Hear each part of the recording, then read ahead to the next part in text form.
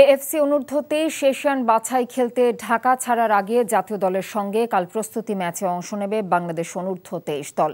ঢাকা ও Bahrain মিলিয়ে প্রায় মাস খানেকের ক্যাম্প করেছে যুবারা। কিউবা মিচেলের মতো প্রবাসী ফুটবলারের অন্তর্ভুক্তি দলের শক্তি বৃদ্ধি করেছে বলছেন অধিনায়ক শেখ মোরসালিন। রিপোর্ট করছেন কুশল ইয়াসির। জাতীয় দলের মতো প্রবাসী ফুটবলারদের উপর ভর করে বয়সভিত্তিক এশিয়ান কাপের মূল পর্বে খেলার স্বপ্ন দেখছে বাংলাদেশ।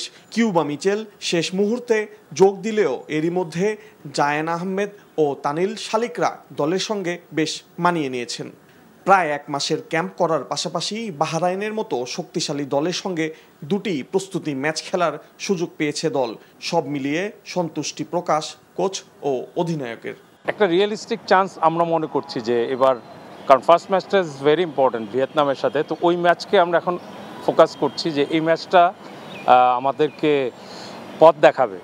তো ওই ম্যাচটার জন্য আমাদের যে মনোবল বা যে আত্মবিশ্বাস, এটা আমার ধারণা বাহরাইন থেকে আমরা পেয়েছি। আমরা যারা লোকাল আছে তারাও সবাই খুব ভালো, ইভেন কিউবা, তারপরে জায়ান, তারপরে শালিক, ওরাও খুব ভালো।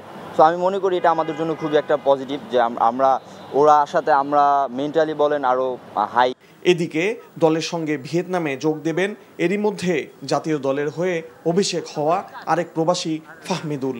ওর ক্লাবে একটা প্রবলেম ছিল, ওর ক্লাবটা মানে যে ক্লাবে ছিল সে ওই ক্লাবে থাকবে কি থাকবে না, একটা জটিলতা ছিল, এই জন্য আসতে পারে না। ও তো প্রথম কথা ছিল যে বাংলাদেশ থেকে আমাদের সাথে যাবে, বাট প্রবলেমের জন্য আসতে পারে না। হ্যাঁ, একটু হয়তো ইয়ে হবে, কিন্তু সমস্যা না, ইনশাল্লাহ যে টিম আছে সবাই দিয়ে খেলতে নামবে আর সবারই প্রস্তুতি ভালো। বাছাইয়ে বাংলাদেশ পড়েছে ভিয়েতনামের গ্রুপে, যেখানে দুই প্রতিপক্ষ সিঙ্গাপুর ও ইয়েমেন। আগামী বছর সৌদি আরবে মাঠে গড়াবে মূল পর্ব।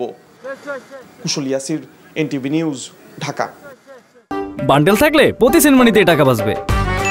বিকাশ সেনমানি বান্ডেল কিনে জিতুন প্রতি লেনদেনে।